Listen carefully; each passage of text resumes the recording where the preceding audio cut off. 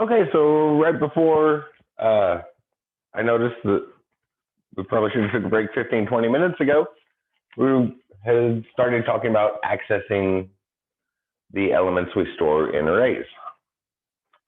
So essentially it's follows what's most common for dealing with arrays, which is to access each particular element, we ask for the index inside of square brackets. So using what's wrote on the board over there for examples, so if somewhere in our code we write the ARR1, so array 1 referring to that collection, and index 0, the computer's going to give us back, what's their words?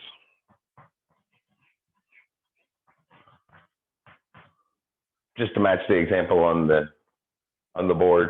There's probably much more interesting things that it'll give back in the code, but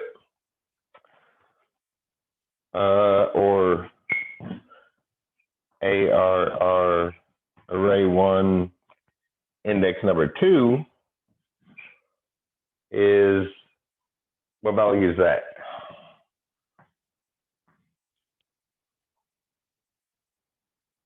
Strings, I think. Strings. Yeah, I've been trying to write neater, but it doesn't seem to be coming out as good as I'd hoped. I guess I just need a lot of practice. I have to focus on writing cleaner the whole time. I'm one of those people that often have trouble reading my own handwriting. Like in my lecture notes here when I'm holding these, sometimes you might see me just stop and stare at them. And that's usually because I'm trying to figure out what I wrote on the page. It's like, I have no idea what those symbols are. It doesn't look like English.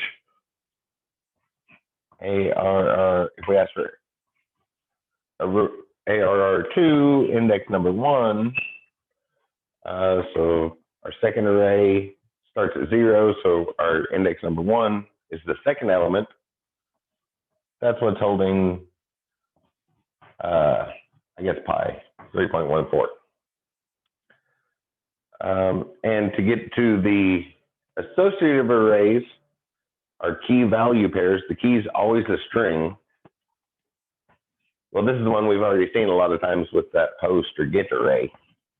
So like ARR4, one of our indexes was fruit. We just put that right in there as a string, which we've already seen a number of times. And that brings back this, holds the string apple. So then we use those right in our code. Any place we'd want to do math with the value that's stored there, or concatenate things into a string. We do have to use the concatenation operator. We can't stick an array with an index just into the string like we do with the resource if it's stored in a single variable. I think that's now that I say that, that's probably why I rarely use arrays in PHP, or rarely make my own arrays. I use arrays all the time because all the database stuff, and then the post and get and request and session, all of that stuff's in arrays, those built-in ones. But I usually put those into just a normal resource, a normal variable. And it's probably because we typically store all of that as separate, right? The variable only holds one thing, holds that number. But when we get to the end, we're going to want to concatenate that into some useful output for the user. And it's easier to concatenate the normal resources or variables than it is the arrays, because we have to actually close the string, throw in the dot for concatenation operator, ask for the array and the index, then the dot, and go back into the string. We can't just stick it in the middle. That's probably why I almost never use these in my own code. But accessing is fairly straightforward. Either a number, like you've most likely seen or surely seen in other programming languages, or associative arrays are very common here. And when we get stuff back when we get to SQL in a couple weeks, to MySQL, the stuff that comes back from the relational databases, that associative array index is the column header. So the label we put on the table columns in a relational database becomes an associative array for us automatically. I'm going to go ahead and erase this other side over here about creating arrays and just filling them up, either square brackets or the words, and just throw that in, throw the stuff in there. And that's the one that I almost never do in PHP myself, even though I do it all the time in other programming languages.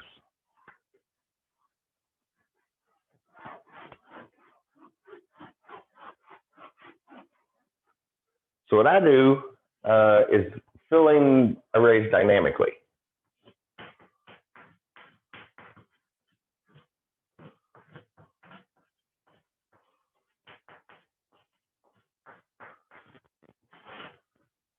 I think our book didn't really cover this. It's been a minute since I read the book, but it might have been that the book just didn't talk about it very much. I thought it was insufficient. So I wanted to make sure and mention it. This is what I often do when I don't know what's going to be on that array. I'll just start an empty array. So start an empty array.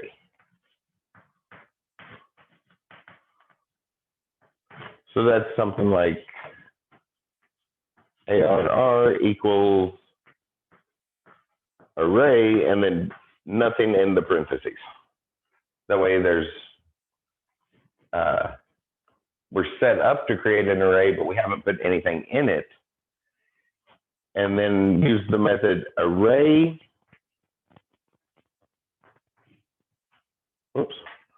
Array underscore push. And then we put in the name of the array. Array name goes first, and then whatever values we want to put in there. So like value 1, value 2, ... and we just keep going with however many we want to put in there. We'll put them in all at once, and that'll give us numerical indexing.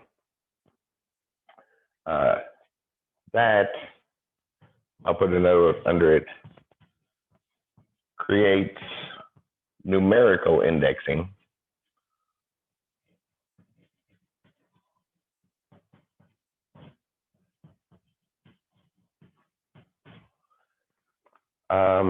If we want to use associative array indexing, it's more efficient to do this one at a time and put it into the thing you want. I'll just put a little star here for associative. If we want to, we'd start it the same, but if we want associative indexing, we'd ask for that array and then just create the index we want. I'll write new index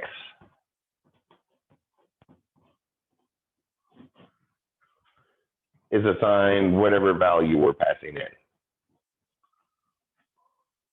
Could be a number, a string, whatever we have to store there. We just add that, write that key that we want and set it equal to the value, and it will just add a spot to an empty array. And then we can just create an empty one and push things on as needed. So that's what I usually do when I don't know what the user will be sending.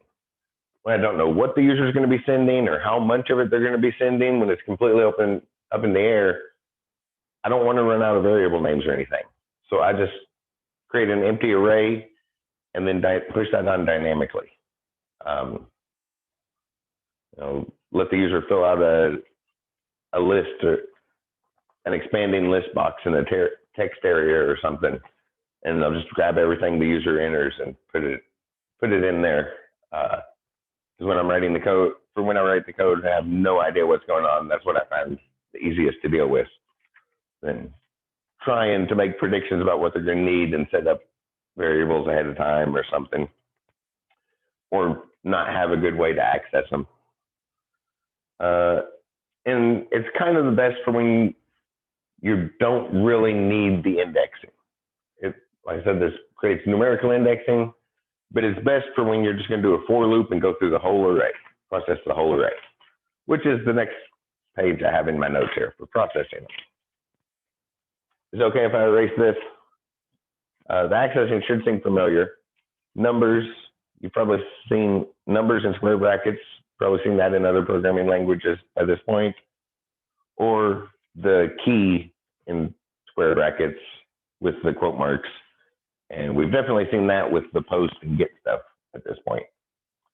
So I'm going to go ahead and erase this side.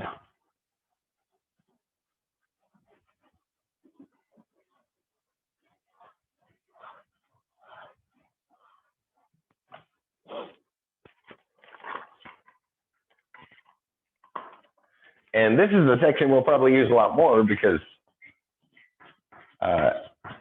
even if you end up choosing a style for writing your code like me, where you almost never use arrays, we still have all those arrays to work with. All our transmissions, post and get and request, and when we session data, so like if a user logs in and we want to keep data around page to page as the user moves around our site, that comes as an associative array. Everything from our relational databases will be as an array. So we'll definitely be processing arrays. So this is the main thing we're going to do.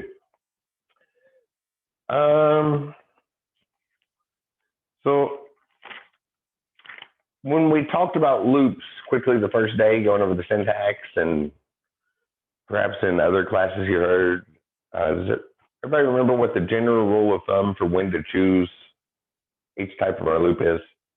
Some main types are either while loops or for loops. You all remember when to choose which type? Yeah, we just did it last night, didn't we? Oh yeah, in another class. Not everybody was in there. Then I will. I think you all were there. Then I will be quiet and let somebody else answer.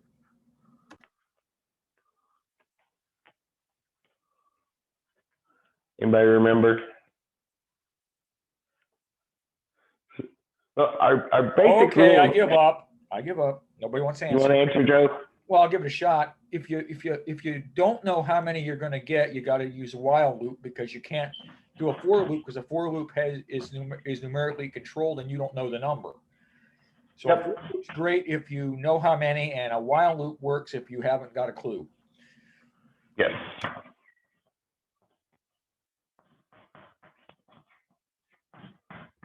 Whoops, my earbud fell out.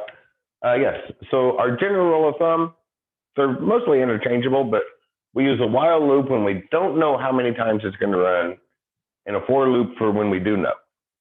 And I say we as in the computer knows. Like this, what I was talking about here, a dynamic array. When I'm writing the code, I have no idea what the user's going to enter. That's when I do this. So I don't know how big that array is going to be, but when it comes time to process it in a loop, the computer will know. The computer knows that it's going to run that loop the number of times there are elements in the array. So it's a known size when we get started processing. That's when we typically want to use a for loop. While loops, our general rule of thumb is for when we don't know. It's going to run until everything's set to move out of the loop. The example I like on that is temperature. Maybe in the modern world, you get tired of opening and closing your windows yourself. You want to set up a machine to do that. So you rig up some motors to your windows and then set a computer to control it, and tell the computer that if the temperature drops below 65 degrees, close the window. Or if the temperature is above 65, open the window. And on that, we would have a while loop, because the computer is just constantly checking the temperature over and over and over again. The computer's just, it's a machine. It's just going to run forever, just checking the temperature and look at that condition. Is the temperature above or below 65 degrees? And if it crosses that threshold, then the loop comes on or off, and that motor kicks on and opens or closes the window. So we don't know ahead of time. We can't meteorologists have gotten better at it, we're still not still not completely accurate at predicting the weather. Definitely can't predict the exact temperature at our house, right? So we have no idea how many times or how many times that loop's going to run before it kicks out of the loop and closes the window for us. So a while loop if we don't know the number of times, and a for loop for when we do. Okay. So and when we have a collection, we definitely know the size, right? that's what I was going to ask is if the collection's already made, I've got some sort of thing, file size or something the computer can use, say, oh, that's how deep that array is. So Shazam, it's always a for loop. Yes. So it's much more common to use for loops in our array. So for numerically indexed,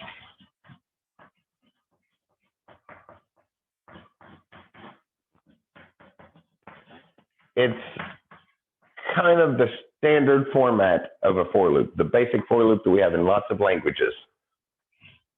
We saw the syntax at least once the first day. So keyword for, and then in parentheses, we said that go ahead and do all our controls. So we have some number, typically I for index or item, some people might say. And our numerical indexing starts at 0. So we're going to start at 0 in a semicolon. And we're going to go until we'll go for as long as I is less than count of our array. So the function is called count to get the length. I think there's more than one. I always use count. And it might just be size. I'll pull it up in the list when we get to examples. But count the array tells us how many elements are in there. And I ran out of room, I got to cross this, but we're going to walk through each one. So then typically I plus plus. It usually looks like that. Most often, if it doesn't look exactly like this, it's because we start at count array and go while I is bigger than 0. And then I minus minus instead of plus plus. So we're going one way or the other. Then a curly brace. And for up here, I'm just going to echo it back. Maybe we just want to print it back to the screen. We'll say echo that array index I. End of instruction. So we start at 0, walk up to our however many we have, or vice versa. We start at the number we have and walk down to 0. And either I plus plus or I minus minus there. And then we just use that I on each pass through the loop to get that number. Okay, let me ask real quick because I'm having trouble reading here. So the second part of that for statement, I have the index with the thing less than count of, and in parentheses, that would be the $sign array. Yes. Okay, yeah, I left the $sign there. I wanted to make sure that I want to make sure I wasn't supposed to forget the $sign. Yes, we're in PHP, so we should have the $sign. Thank you for clarifying that for me. Yeah, sorry about that. I didn't use it down there, which makes it extra confusing. So that works great when we have the numbers. But a number like this doesn't help us with those associative arrays. It doesn't help us pull up the index. Another type of loop we have, there's a second type of for loop called a for each loop. And this is even better for arrays. It doesn't matter whether we have number indexing or associative arrays. So I'll put any index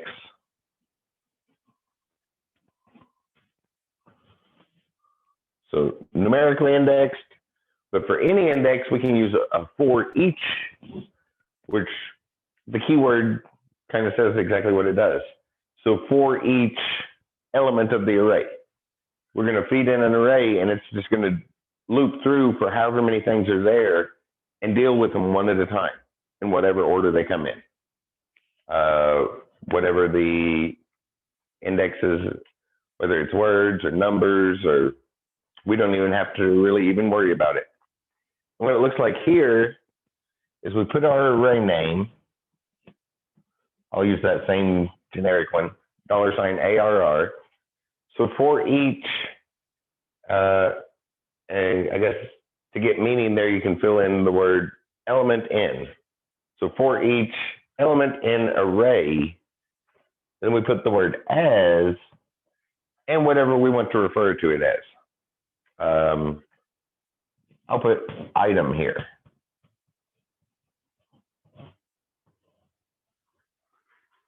And then as we pass through our loop, it's going to go all the way through the loop, start at the first element, go to the last one, and one at a time we'll refer to each element as item as we're looking at that one, that particular one. Echo item. Somebody call it. So these are much more useful for arrays. So we know how big it is. We'll just say for each jammed together as one word. And then element in our array as whatever we want to call it as we go through it. Makes the processing a whole lot easier. Then we don't have to worry about the sizes. We don't have to worry about how it's indexed. We don't have to worry about what the indexes are. And I just put echo there because, well, it takes a lot more to write it on the board than to type it. But any code we have, we can do any valid PHP code we can put in there. So that's the main section we're going to work with all the time, even if you don't create a whole lot of arrays from scratch. Is it okay if I erase this side? Yeah, I just wanted to include that because that's what I end up doing with arrays in PHP. Almost exclusively, even though I use arrays in other languages more often than I use variables.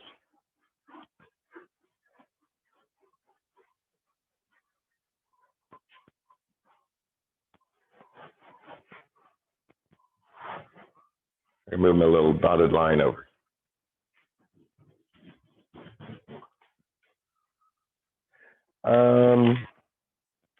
So I had a couple useful methods here. We're going to look at more. I just wanted to take note of these three, but I've left one of them, one that right now I'm thinking of a fourth one I want to include. So I want to include these four. Some useful functions.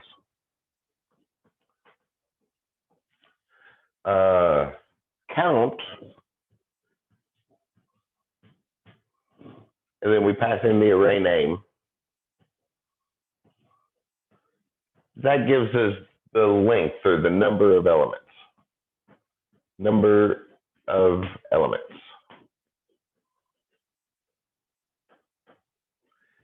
And remember that is, well, I like the one counting because it makes it easier to remember. That's the counting numbers.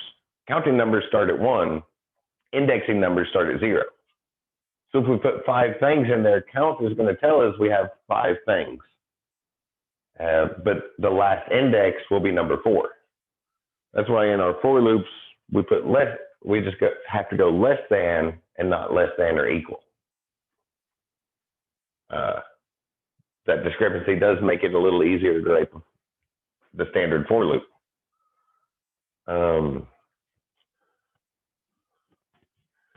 This isn't the only way to do it, but I usually use array underscore push. We saw that a moment ago to add things to the array.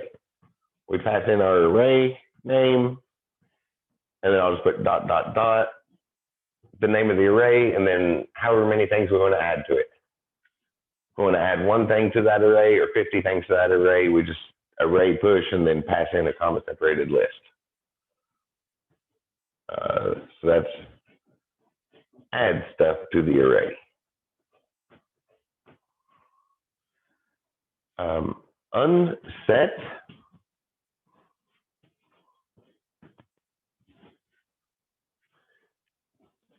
and then we'll pass in the array with the index. I'm just going to write the I there. That could be the associative, the key, or that could be the number, but we need the index there. And that removes an element.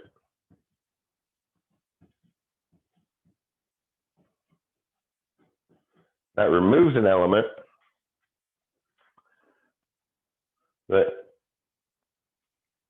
sometimes we end up, when we go around adding a bunch of stuff to our array and taking stuff out, we end up with empty spots in there, right?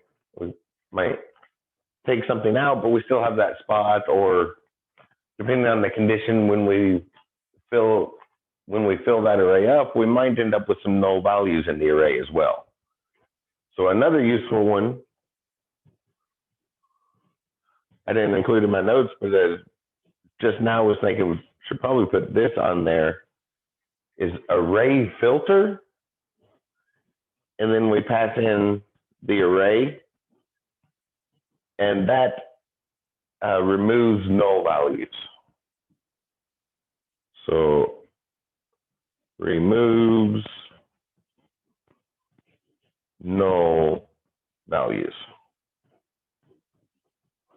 So any empty spots we left in the array, we can just run it through array filter, and that'll get rid of all those empty spots for us. Those four I wanted to include. Those seem to be used a lot, as we might have, the user might leave some blank spots on the form. So we might have some null values in that post array. So it can be useful to filter that before we run it through our processing, so we don't accidentally try to use null stuff in our code somewhere. Just array underscore filter will just take all those out. Array push to add stuff, unset, and then we need the actual index of the array we want to remove. And count gives us the links. Those are probably the most useful ones. I'll draw a vertical line here. Is the last thing I have in the notes here is 2D arrays. Really multi-dimensional arrays, and that is arrays filled with arrays.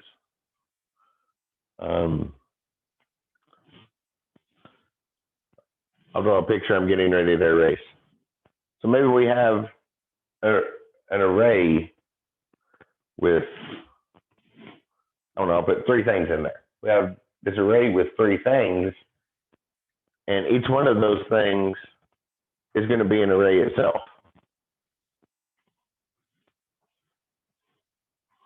So you can see from that picture, the 2D one, when we fill an array up with arrays, we get a table, which is a very common thing to use, and we'll use a lot when we get to the relational database stuff, because all that's table data. So we have that 2-dimensional array, which is an array filled with arrays. And we could keep going with that. We could put arrays inside of arrays inside of arrays. 3-dimensional arrays we could probably kind of picture as a table with stuff stacked up on a table, so that the 3rd dimension comes out of the table. When we pass 3D, it's kind of hard to visualize, but we can keep sticking arrays inside of arrays inside of arrays to store stuff.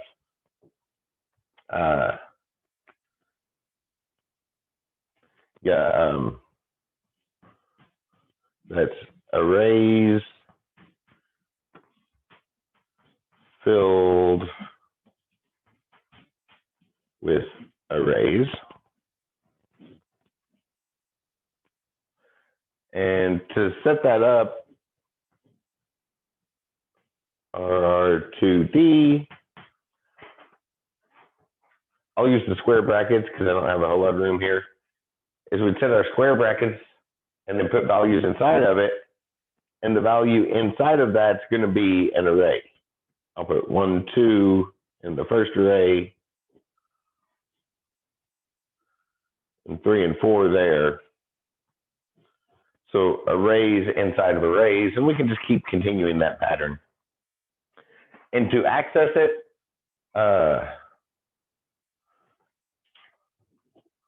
we'll put the array name, array2d, and then use 2 sets of square brackets. So like 0, 1 refers to this, the 0 index in the outer array, and the second element, so the number 1 index inside of that array. So that would give us the value 2 for those numbers that are wrote on that example that's wrote on the board. All I really wanted to look at there is the syntax, because we have different syntax for that. Some languages will get rid of that stuff in the middle and put a comma there. With PHP, we use the multiple brackets. So 2D array, we have 2 sets of square brackets. If we had a 6D array, it's kind of hard to visualize, but we would use 6 sets of brackets to get down to the thing we wanted. 2D arrays are fairly common though, because dealing with our data in tabular form, tables are easy for people to work with in general.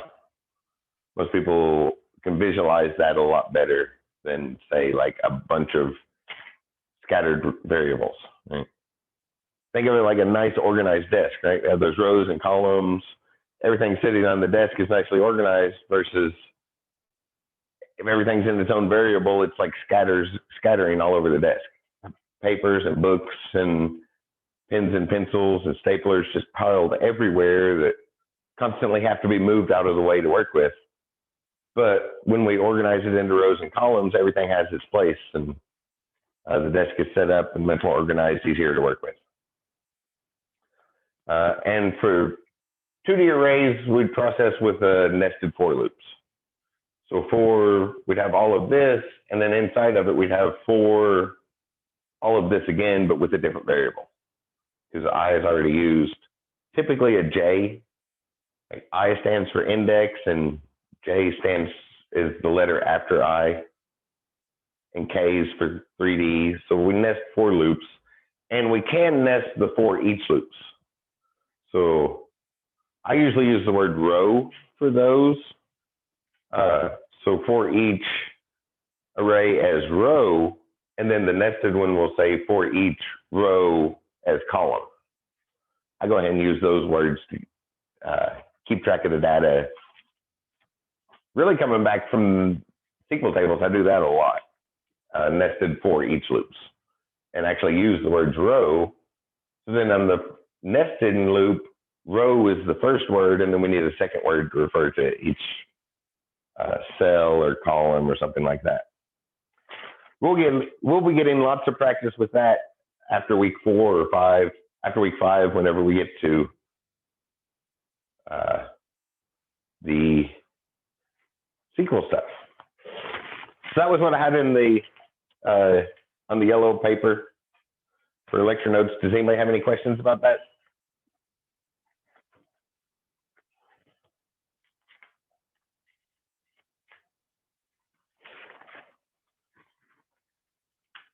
Okay, so I assume silence means no questions.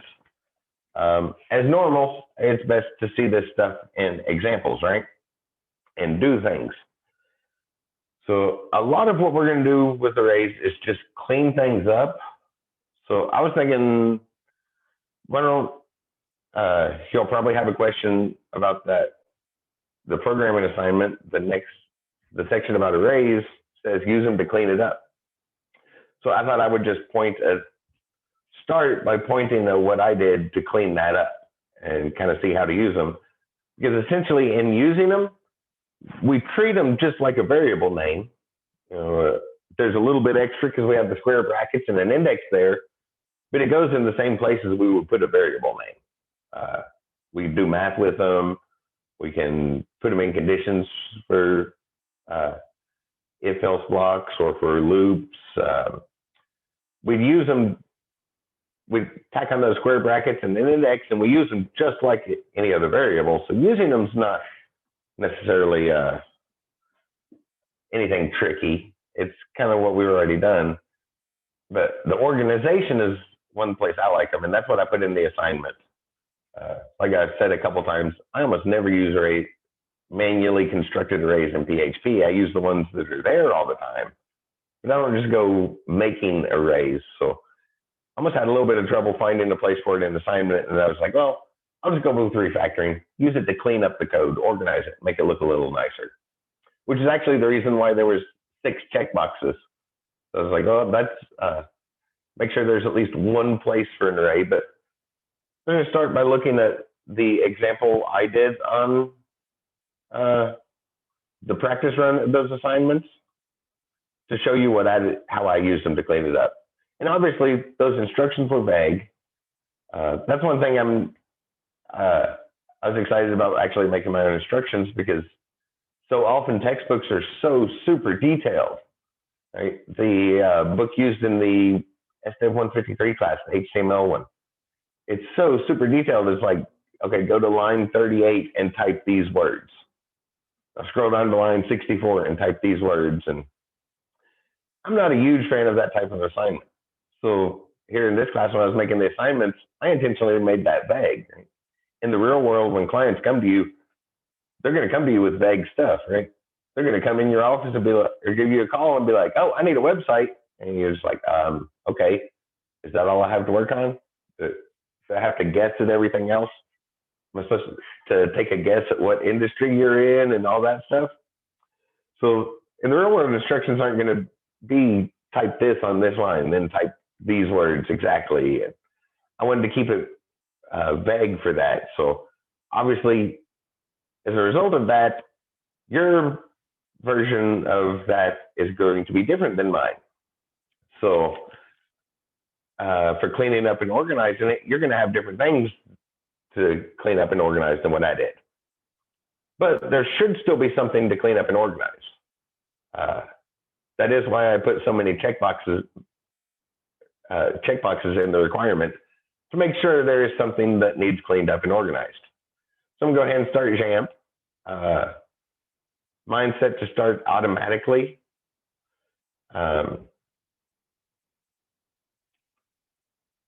I should look into how to start that automatically. There's a Linux command you can type in the shell, but there's probably a button here somewhere that will set it to start automatically.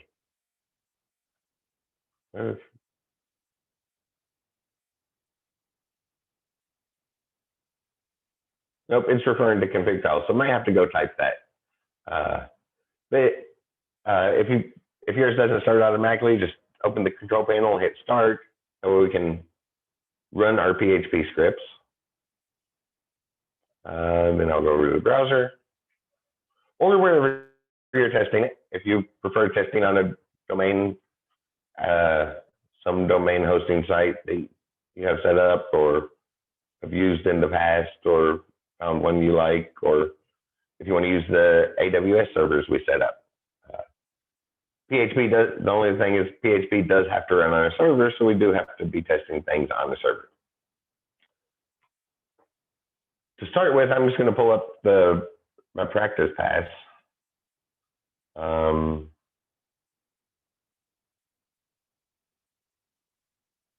examples. I can't remember which folder I put it in. So that was the module 1 and module 2 assignments. So module 1 kind of looked like this. I think we've seen that, have all that. The button's in the way. Click the button and get that back. Then the module 2 one,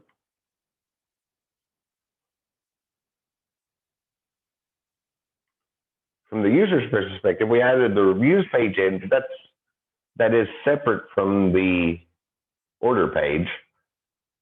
So on the order page, it still looks exactly the same. Well, if I hit the place order button, it still does exactly the same thing. So it still behaves exactly the same. All that changed was in the coding. The coding is different and looks a little different. There's only difference. And like I said, well, we'll talk about that later when it comes up. There's a string assignment I decided to make extra credit where we process through that reviews one, but I have to type that up still. I'll get that typed up and to you before long. So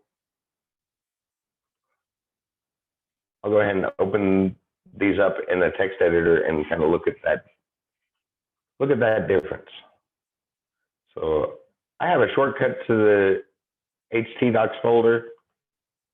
I believe I pointed that out before, but wherever you have those files saved, you can go in there and make a copy each week. So the only change there with the arrays was in this confirmation. So I'm going to open the one from module 1 and then open the one from module 2.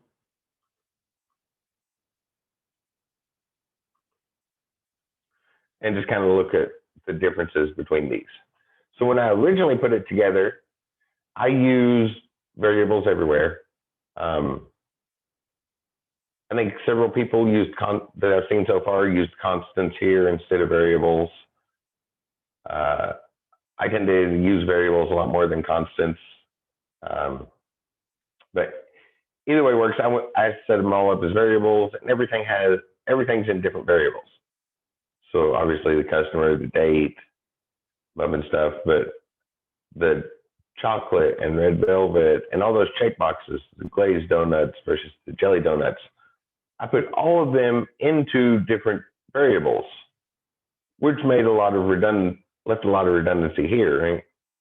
You have that if-else statement, and then essentially the same if-else statement. It just has 3 different words, but all the curly braces and semicolons, true and false, this function, the post array is different, just a different index on it, and the words where true and false go. So it's essentially the same thing. So it's kind of a redundancy having all those different variables.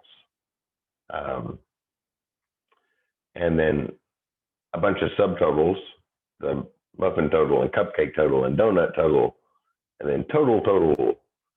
And then by separating everything like that, because we want to be able to process data. We don't want to go directly from the HTML form into the output string and start concatenating it together. We can, it still works that way. But if we need to do other processing, then we have to pull our data back out of that string. So it's good to have that intermediate step where we go from the form into a bunch of separate variables where all our data is accessed individually and then concatenated together at the end. It's not that the other way wouldn't work. It's just if we have to do stuff later, which we're in a class and we're going to keep building on this. So yes, we are going to do more stuff with that data. We have to pull it back out of strings. But at the same time, we're in a learning environment, so pulling it back out of strings is good practice at parsing strings. But I ended up with a lot of redundancies here. Some more if-else statements to process, go through those variables and figure out what needed added to that output string. And then deal with the different subtotals and a few redundancies. So that's what I went through and cleaned up those redundancies. So instead of a bunch of price variables, I created one array called price, and just put all my prices in there. So that instead of 4 lines of pricing, it's down to just 1 line of setting up an array. And I use the associative indexing so that it's obvious which price goes with what thing. Sort of an organization thing. I don't have to try to remember all the variable names for the prices.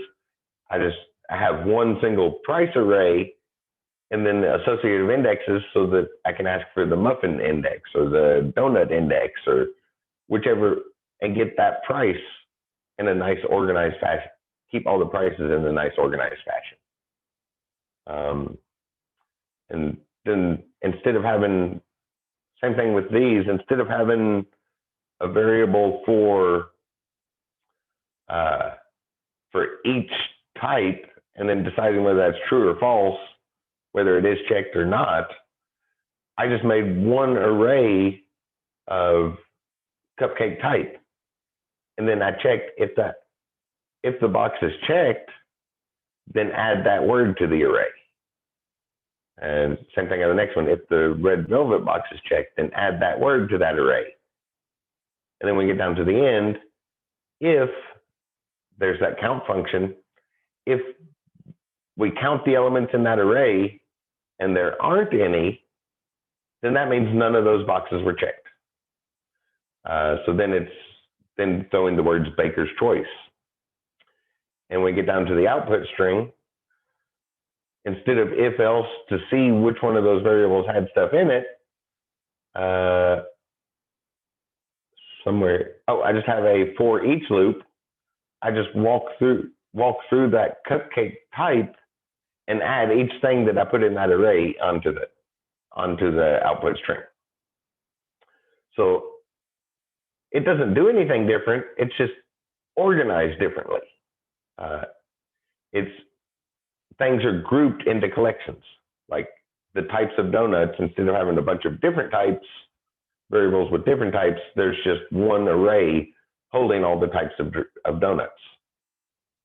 And instead of this big if else statement like I had, so I was using true and false. So like, if it's checked, then store true. If it's not, then store false. I just cut that down to just, if it's checked, add that to the array. And then afterwards, well, if the array is still empty, then throw in the default value. And then I had all those true falses. So when I get down here, and the original one had to use if blocks to check and see if that word needed added to the output string. And was able to cut all those out and just run through a for each loop and grab everything that I'd already put in that array. So it doesn't behave any differently. It's just organized differently with some useful names. And then subtotals, I wasn't able to cut that down to one line, but I felt it was, when I did change the price array, I was able to organize that differently. And then I didn't really even need the total here. Because notice the total is just this built-in function that takes the sum of every element in there. It's like, okay, if that array holds a bunch of numbers, we're going to add them together. So I didn't even have to really store that anywhere. I could just put that in the final result. So if I highlight the word total, I think it only shows up one other place. Actually, I can do this. Control F, look for the word total, and if I move this out of the way, find next. Oh, it looks like I didn't even use that word again.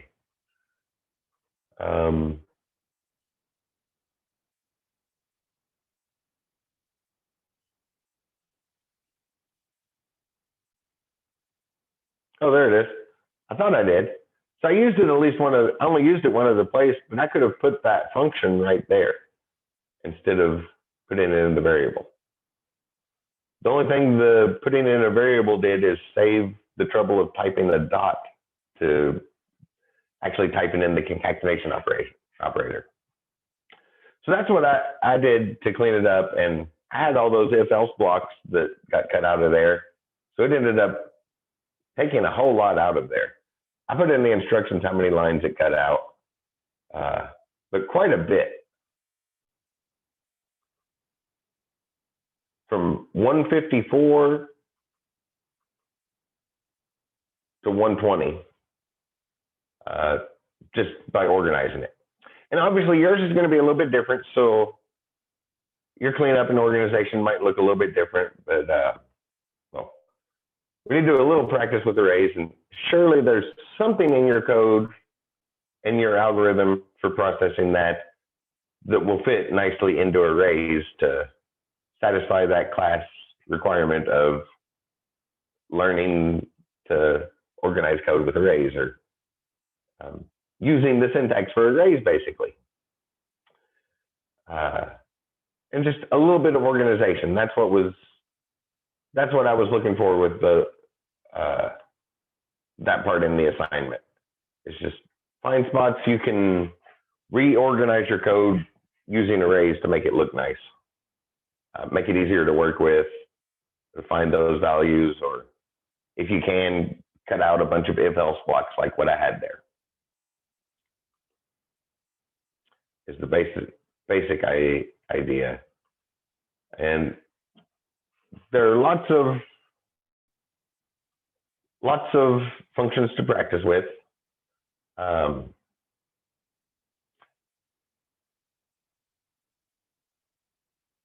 Yeah, I guess we can do a quick example. If we pull up our code page, well, I'll point to this. So remember this. I wanted to make sure there's plenty of lab time today. So looking at the class example is going to go very quickly here. We're only probably going to put one, maybe two arrays in there, just to fit the requirement of seeing them.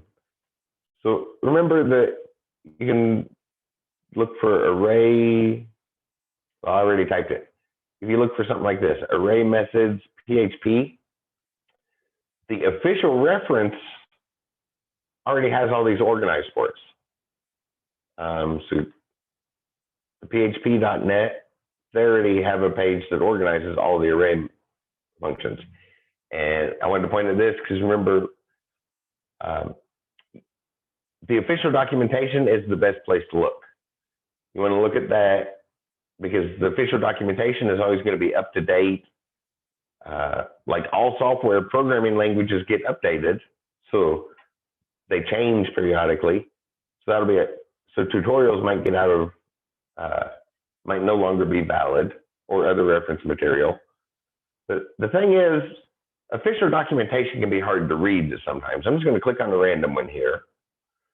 Array pop. So pops actually have to do with stacks. When one of the things about stacks and queues, unlike arrays, where we're storing our data and keeping it there, with stacks and queues, after we do something with that data, we don't store it. Popping it off the stack, the standard example of plates, a stack of plates. When we take that plate out to eat dinner, it's no longer in that stack. So when we have stacks as far as data structures, it's the same thing. Once we do something with that, the data that was in the stack, it's no longer in the stack. It's not there wasting memory. Is the reason we use those so much. And our terminology for taking something out and using it is pop. We pop it off the stack and do something with it, and then it's no longer in RAM because we're finished with it. So array pop kind of treats arrays like that. It gets into making it as a stack. So we look at the official documentation, says what it does, pop the element off the end of the array. Like, that's confusing. Which end? Right? The front or the back?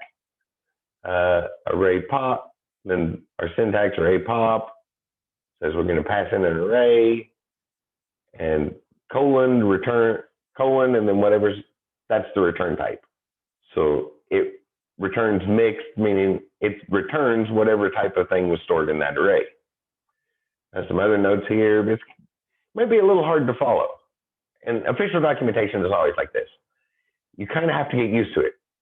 So whenever you're looking at reference material, always look at the official documentation first. And at first, to begin with, it's going to seem a little hard to follow. It's going to be like, that doesn't make much sense.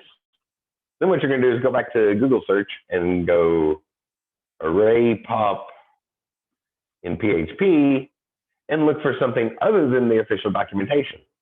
Something that's like an actual tutorial learning site like W3 Schools. That's the second one on the list.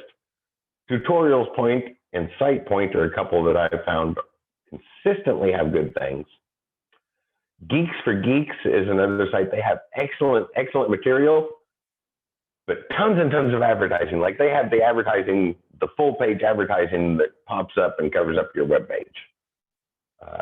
So that after you close, if you don't mind closing that advertising, Geeks for Geeks has excellent tutorials.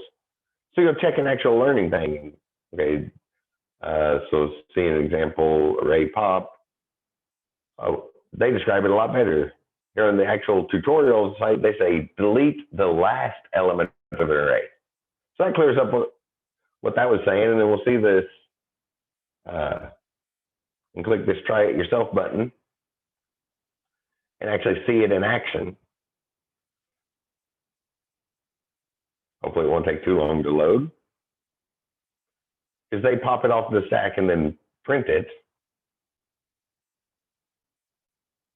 Yeah, I already noticed that. Let's try that again.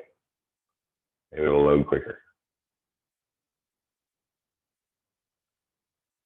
But you'll go through stuff like this. Even if this doesn't load, I think we can get the point without actually seeing it. Nope, it doesn't seem like it's going to load. Okay, that one's not going to load, but when we print that, so here our array has red, green, blue. That array pop, which just says deletes the last element, takes the last element out of the array. It pulls the blue out of there. So then our array is only going to have red and green in it because we took the thing out of there. And once we see that in a tutorial site, we'll be like, oh, okay, that's what the official documentation was saying. And in all of our languages and all the official documentation, you kind of have to do that a few times just to learn or get used to how they wrote their documentation. It doesn't take very many times after you do that. So always look at the official documentation first, and it's probably not going to make any sense. So then go over and check an actual tutorial or lesson-based site for the same reference and learn to make sense of what the official documentation is saying and how they wrote the documentation. And that way you can kind of get the most out of it. It does take a little practice to get used to reading official documentation. And they're all like that. And for array functions, and it's actually the next few sections, I'm gonna put that in Google every time. I put array functions in PHP in Google and went right to this page that organizes every function we have about arrays in the official documentation right there. So it's a good place to look, and you'll just put something like that. I'll put methods, but Google corrected it, array functions in PHP. And it does take a little bit of practice to get used to reading official documentation.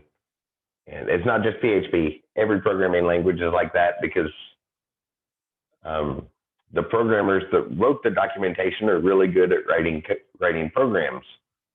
Are really good at writing a programming language, maybe not so good at writing paragraphs in English to describe that programming language. So they pretty much always take a little bit of practice like that. Let's see, 340. So real quick, let's look at the class example and see if we can clean up this and kind of like what's going to go on in the homework with just some sort of using arrays to organize our code.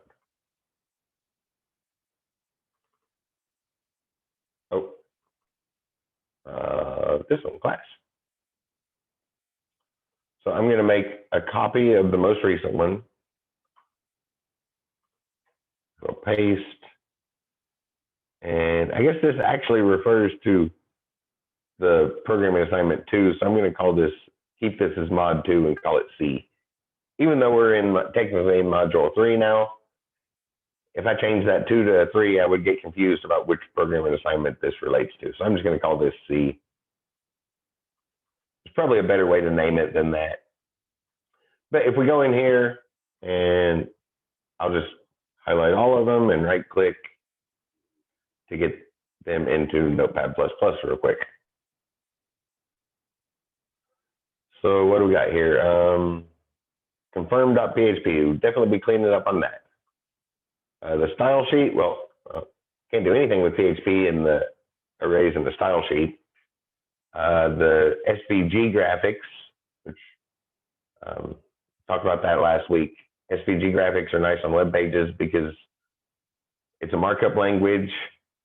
We can put in IDs and use the same .css file to control the colors and things in some aspects of our SVG graphics, just like we do our HTML, and makes it a lot easier to update pages.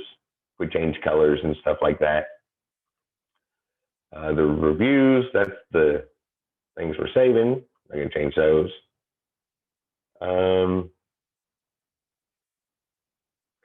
There's a PHP file. So, well, all this one does is open that text file, echo everything on that text file back to the web page, and then close the text file.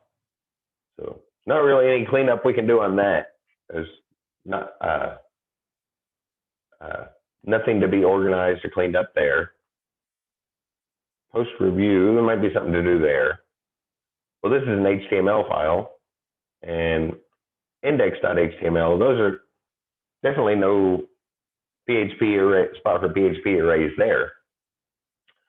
So as I look at post review, let's see, we're grabbing the stars, the comment, we just echo it to the file. Yeah, I don't see a whole lot of room to do anything with arrays because we only have two things, right?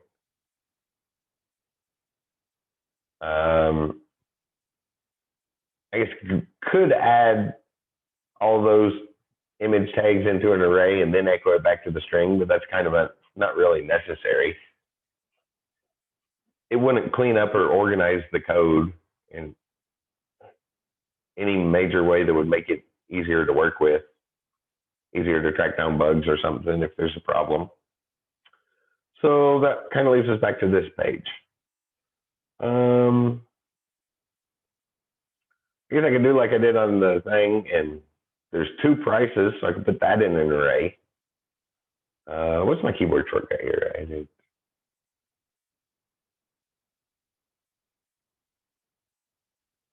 Control K. So I'll highlight those and hit Control K to comment that out and make a price array.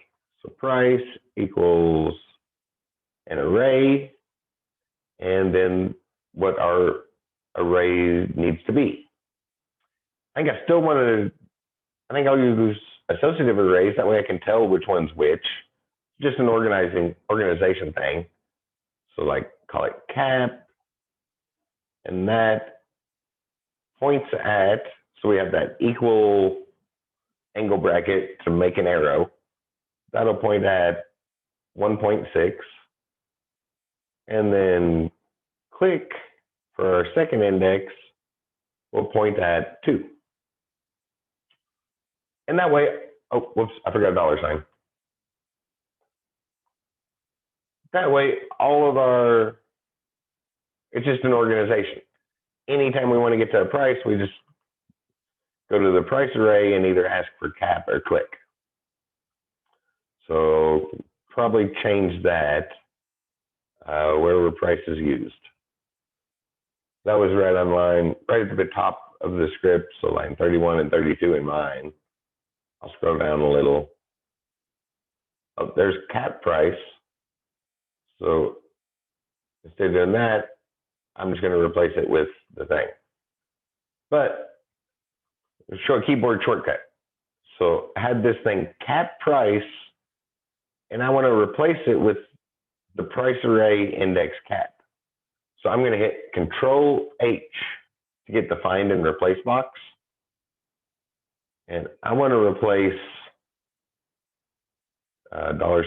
$cap underscore price with the price array index cap. And then I can hit replace all, or if you have a bunch of files open, you can replace it in all those files at once. I'm just going to hit replace all, and it replaced one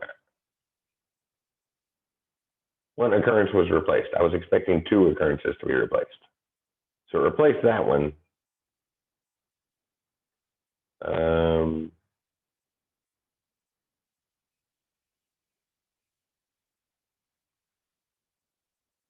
did I replace the other one?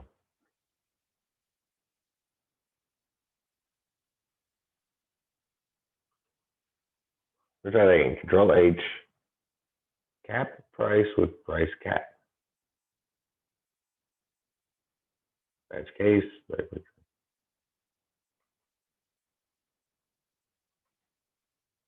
Okay, it replaced another one. I knew that was in there twice, so I was expecting that to see twice, but then just one click of the button and it replaced everything.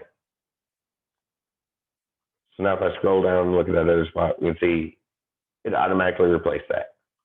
I guess my cursor was after that. So I'm gonna hit Control Home, make sure I'm at the very beginning, and do the other one.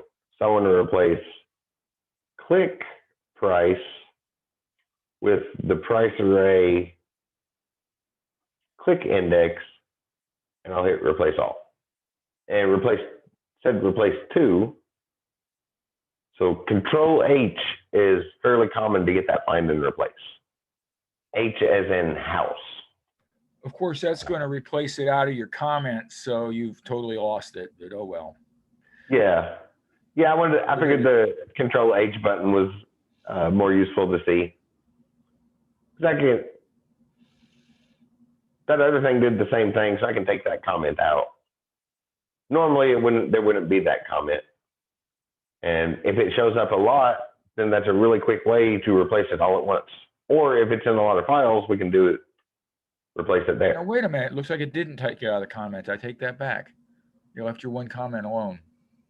Oh, this one. Yeah. Oh, yeah, because that was that first day when we were running short on time. And I just put we were running short on time, so we put everything to one price. And then the next day, we split it up into two prices. Oh, that's right. That's right. And that's what you'll want to do on that. Just look for places where you can clean things up. I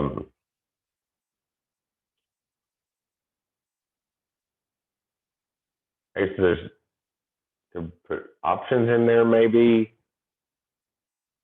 I was wanting to make sure there was at least an hour left.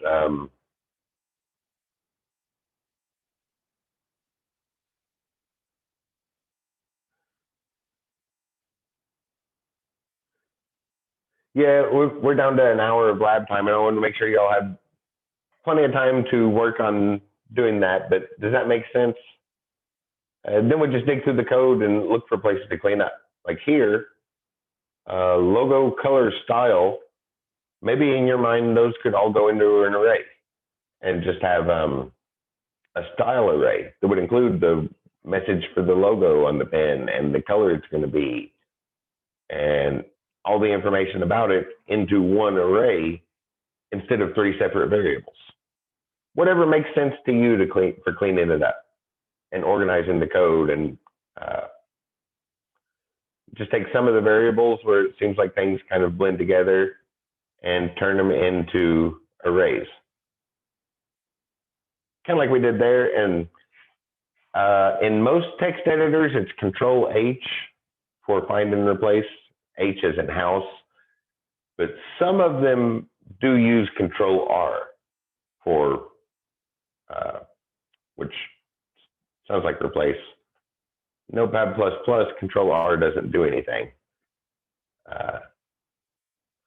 But it's, yeah, most text editors use Control H for that. Makes it a whole lot easier to modify your code. Control F to find stuff, or if you need to find it somewhere in the thing, or Control H to find and replace very quickly. And then there's some options, and do it in more than one document. A very useful thing to have, and the page should look exactly the same look and behave exactly like it did before. If I pull that back up real quick, SDEV 253 class -C. So still have that modified style sheet. We go into order page, type in the name. I guess none of this really got changed. Some cap pins with a rubber grip, 3 of them, and I never put the words on there, but the cap pins were $1.60. So 3 times $1.60 should be $4.80. I have no idea what batches of pins like that cost. I just made up those numbers. I've never once bought those pins. I've seen a lot of them. I know it's really good marketing because you see those pins all the time with company logos on it. Pins tend to just pass around person to person, so it's a great way to get company messages out there. Or click pins, $2 a piece should be $6. Yeah, so it still behaves the same. All that does is just clean up and organize the code a little bit in the background. Hopefully make it easier for you to work with. Because it's easier to work with nicely organized code with good name references and things like that. But that's basically what you'll want to do for those. Just dig through your code and look for places that you can clean up and organize things using arrays. Does anybody have any questions about that stuff from today? Oh, and if it helps for thinking about things to clean up, the very next section is functions, which again is kind of the same homework assignment. Use functions to clean up the code more. So maybe you can keep that in mind, that the next step is going to be working in functions. And you'll see other spots where organizing things into arrays will work even better when we include functions in the next step. But just wherever you think it fits, the kind of organize the words you use, the reference names you used in the code. Otherwise, that was it for today. Yeah, the module 1 is today it was pushed back to, and since we just now got to the arrays, I guess need to push back the date for that because it's due 11:59 tonight. But I don't want to push it back a whole week. So I was thinking I might just like waive the late penalty, but only for a couple days. I might go in there and push it back till like Friday. Will everybody have a chance to Friday would be really, really nice. Okay. Will everybody have a chance to get to it between now and Friday? I don't know what people, I don't know if you might work 60 hours a week and go to school. Okay. So yeah, I'll go ahead and change the date to Friday. I ride my bike 60 hours a week. Yeah. That way it's not completely pushed back. And on Thursday, we will go over functions and strings, and then that should get us back on the original schedule. That AWS stuff took way longer than I expected it to, having put the schedule together before looking at learning about AWS stuff. So I really had no idea how long that was going to take. But it change due date to Friday. So I'll push that date back to this Friday. That way everybody has a couple of days to work the arrays in there. And otherwise, if there were no questions, there's a little less than an hour of lab time left to kind of work on that stuff. And as normal, I will be sitting right here by my computer. I'll keep my video set up here until 4:50. Just let me know if you have any questions. Otherwise, I will see you all on Thursday. Everybody have a good afternoon.